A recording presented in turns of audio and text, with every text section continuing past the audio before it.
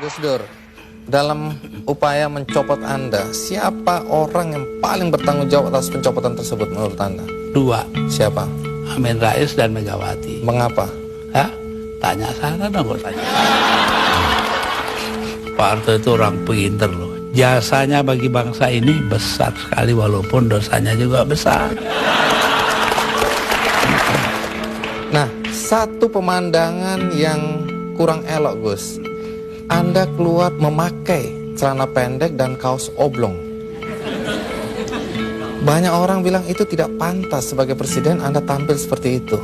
Mengapa Loh, Anda tampil seperti itu? Lah ya itu supaya saya nggak dianggap presiden. Saya di dunia ini yang pantas pemimpin Indonesia ya, yang pantas jadi musuh saya cuma satu, Mas. Siapa itu? Pak Harto. Jadi, Gus Dur, tadi itu ringkasan dari peristiwa detik-detik terakhir Anda mengundurkan diri atau mundur atau dimundurkan. Nah, apakah sampai sekarang Anda dilengserkan? Apakah Anda masih tetap sampai saat ini tidak menerima dan menganggap itu tidak sah? Oh, nggak benar, nggak sah emang. Itu proyek politik dari MPR, karena itu Amin Rais tidak merasa perlu memberitahu saya. Iya, tapi begini Gus, setelah Anda merasa itu tidak sah, tapi toh kenyataannya Gus Dur digantikan oleh Megawati.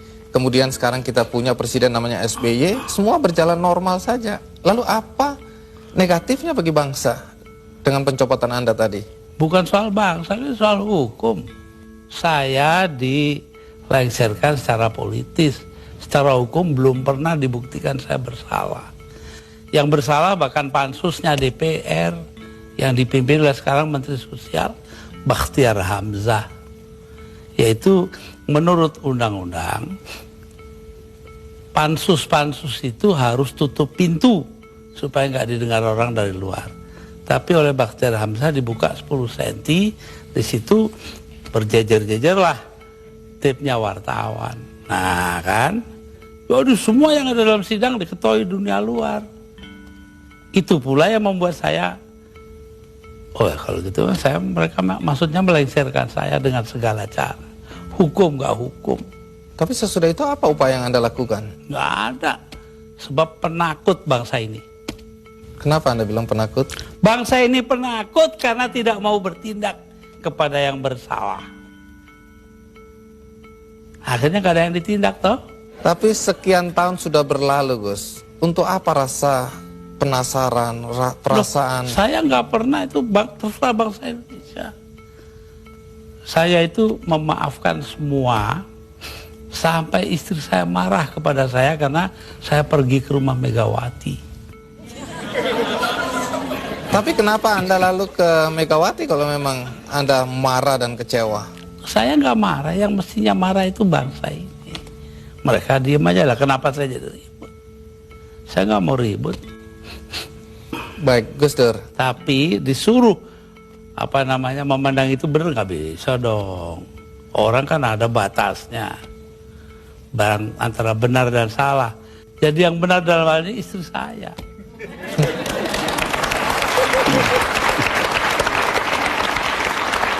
Tapi kenapa Gus Dur nggak mau nurut? Tanya dia, jangan tanya saya dah. 300.000 orang Mas tanda tangan supaya saya jangan berhenti jadi presiden, tahu? Tapi saya bilang, daripada bangsa ini pecah dalam pertempuran, darah mengalir karena saya, mendingan saya lengser aja deh. Nah itu. Tapi omongan ini kan dibilang omongan ngawur Gus. Karena faktanya ketika Anda bilang nanti jutaan orang akan datang masuk Jakarta, orang-orang dari Jawa Timur. Begitu ditunggu-tunggu nggak datang. Saya yang nahan kok.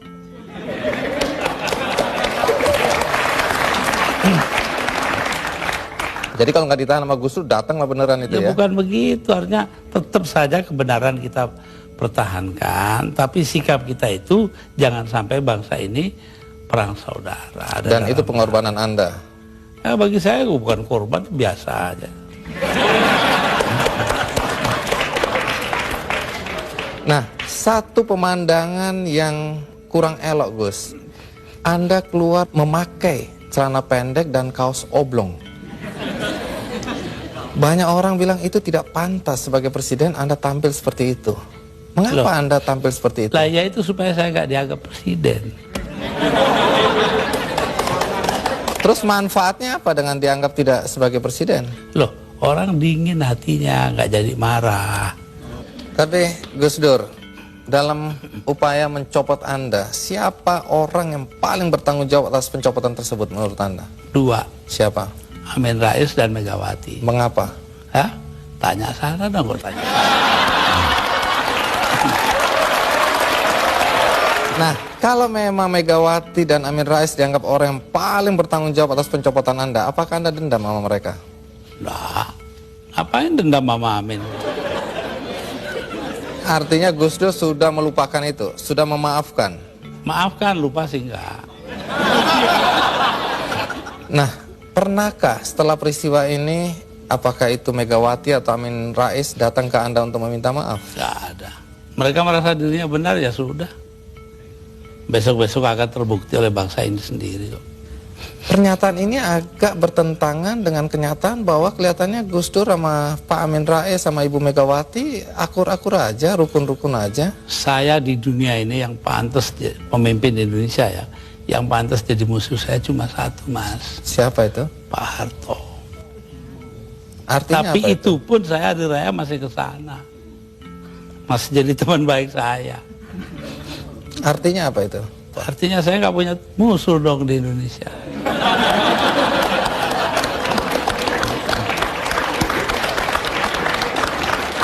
Ada satu hal, kita banyak mendengar bahwa teman-teman dekat Anda dulu menyesalkan kenapa Anda jadi presiden. Anda sebenarnya lebih layak menjadi guru bangsa, nggak usah ikut campur dalam perpolitikan yang nggak jelas itu. Saya diperintah oleh 5 orang sesepuh saya. Itu saja, kalau mereka memerintahkan apa saja masuk api, masuk api. Tanpa perlu berpikir. Tanpa perlu berpikir. Kenapa begitu? Loh, Selain sesepuh saya itu ini kan, orang pesantren disuruh nurut orang tua. itu nggak bisa ditawar itu Gus. Nggak bisa ditawar. 5 orang itu, saya nggak sebut namanya. Gus Dur, dalam 20 bulan sebagai presiden, prestasi apa saja sih yang sudah dicapai? Saya itu menjadi presiden di saat Indonesia menghadapi bahaya akan terurai. Kelompok-kelompok separatis ada di mana-mana. Jadi saya berangkat keliling-keliling dunia itu 80 kali dalam 20 bulan. Jadi 4 kali 1 bulan. Itu tugas saya cuma satu. Apa? Yaitu membuat supaya integritas wilayah Indonesia ini tetap. Itu aja, nggak ada pikiran lain kok saya. Tapi ada yang menuduh. Dan ternyata berhasil toh. Kita tetap satu negara hari ini. Jadi Gus Dur merasa itu karena jasa Gus Dur? Bukan, artinya tugas saya begitu. Perkara saya berjasa itu adalah soal kedua. Tapi ada yang menuduh bahwa Gus Dur ini sebenarnya menggunakan aji mumpung. Mumpung jadi presiden, dibayarin negara, keliling jalan-jalan. Alah, nanti sejarah akan membuktikan. Tapi Gus Dur, perjalanan Anda itu menelan biaya sampai 52,7 miliar. Ya, tapi eksistensi Indonesia sebagai satu negara harganya jauh lebih tinggi.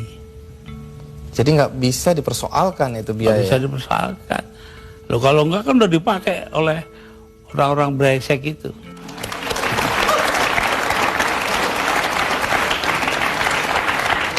Salah satu yang masih menjadi perdebatan sampai sekarang adalah ketika Gus Dur membubarkan Departemen Sosial dan Departemen Penerangan. Kalau Departemen Sosial dulu, apa alasan persisnya? Sementara banyak orang terlantar yang harus diayomi oleh departemen itu. Persisnya itu. Karena departemen itu yang mestinya mengayomi rakyat, ternyata korupsinya gede-gedean. Sampai hari ini. Kalau membunuh tikus kan tidak perlu membakar lumbungnya. Oh memang. Kenapa Anda bakar lumbungnya? Bukan. Karena tikusnya sudah menguasai lumbung.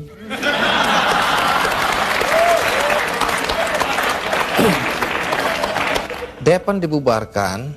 Kalau Depan jelas. Akibatnya sekarang pers itu sangat tidak terkontrol. Begini Bahkan pornografi sekarang merajalela. ya. Ya, betul. Itu dosa Anda loh. Enggak dong. Loh saya ini